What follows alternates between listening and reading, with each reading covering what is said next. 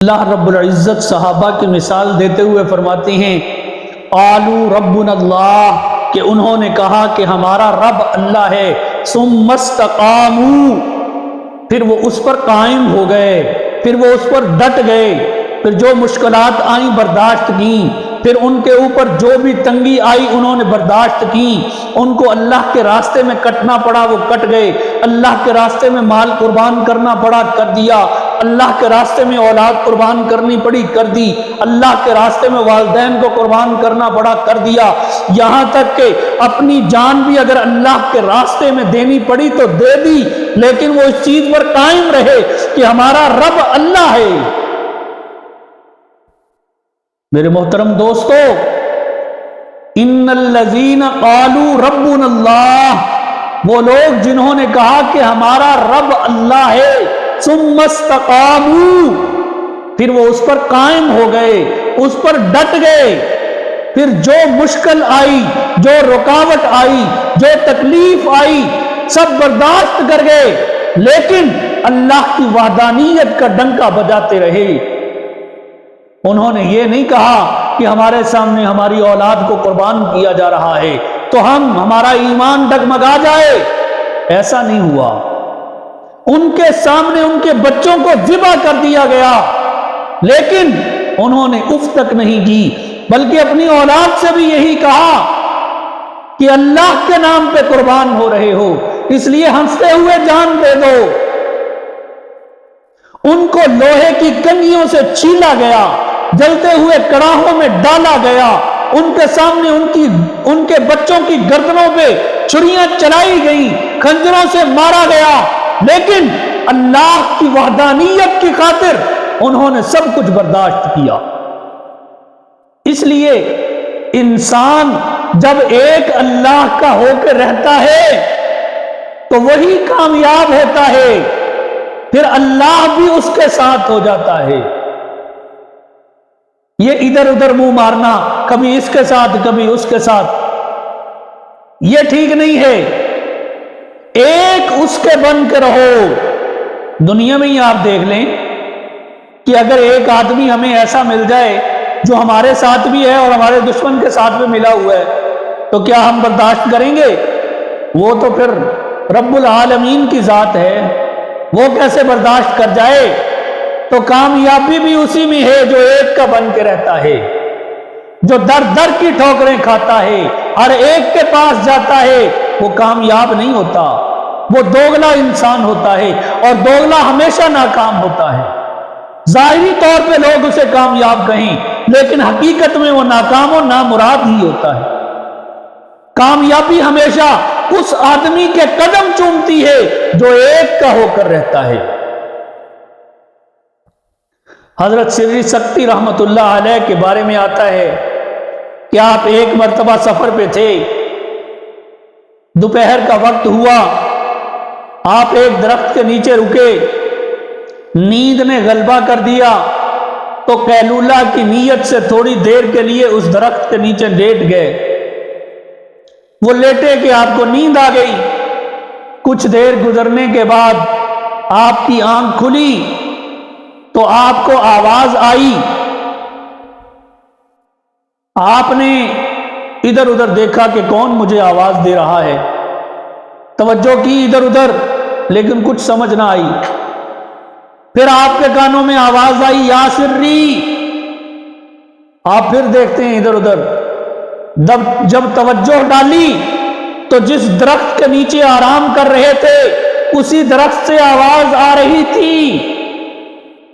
یہ اللہ رب العزت کے کام ہیں، وہ جو کرنا چاہیں کر دیتے ہیں،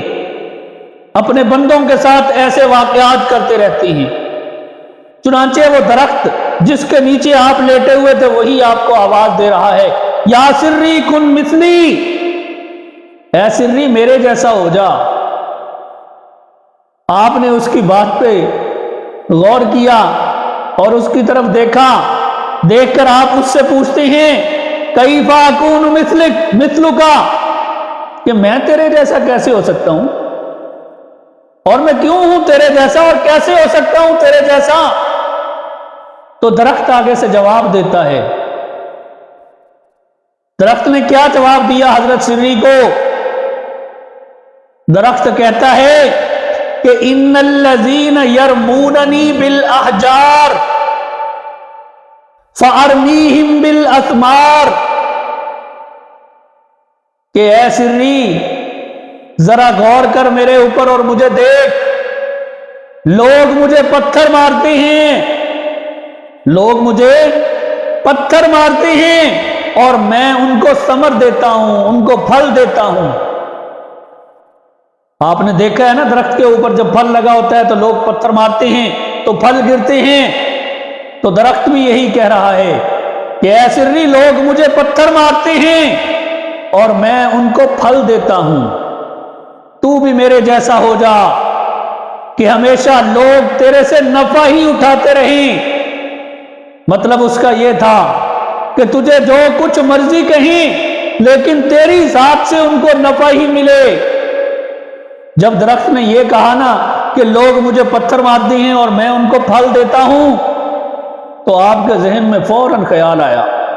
اللہ کے نیک بندے ہیں، اور اللہ کے نیک بندوں کے دماغ چلتے ہیں، ان کے ذہن، ان کے دل ہمیشہ تر و تازہ ہوتے ہیں، وہ گناہوں کی وجہ سے سوئے ہوئے نہیں ہوتے۔ تو آپ کے ذہن میں فوراً خیال آیا کہ اگر تو اتنا ہی اچھا ہے کہ لوگ تجھے پتھر مارتے ہیں اور تو ان کو پھل دیتا ہے، تو پھر تجھے اللہ نے آگ کی غذا کیسے بنا دیا؟ جب آپ کے ذہن میں یہ بات آئی تو آپ اس سے پوچھتے ہیں کہ اے درخت اگر تو اتنا ہی اچھا ہے تو فَكَيْفَ مَصِيرُكَ إِلَى النَّارِ، تو اللہ رب العزت نے تجھے آگ کی غذا کیسے بنا دیا؟ جو لوگوں کی نفع رسانی کے کام کرتا ہے، جو نیکی کے کام کرتا ہے، اللہ اسے جہنم کی غذا نہیں بناتے، اسے آگ کی غذا نہیں بناتے، تجھے تو آگ میں جلنے کے لیے بنایا ہے۔ تو وہ درخت آگے سے جواب دیتا ہے حضرت سری کو، کیا جواب دیتا ہے کہ اے سری میرے اندر بہت سی خوبیاں ہیں، میں سایہ بھی دیتا ہوں، میں پھل بھی دیتا ہوں، میں جلنے کے کام بھی آتا ہوں، بہت سی خوبیاں ہیں میرے اندر، لیکن ان تمام خوبیوں کے باوجود میرے اندر ایک خامی ہے،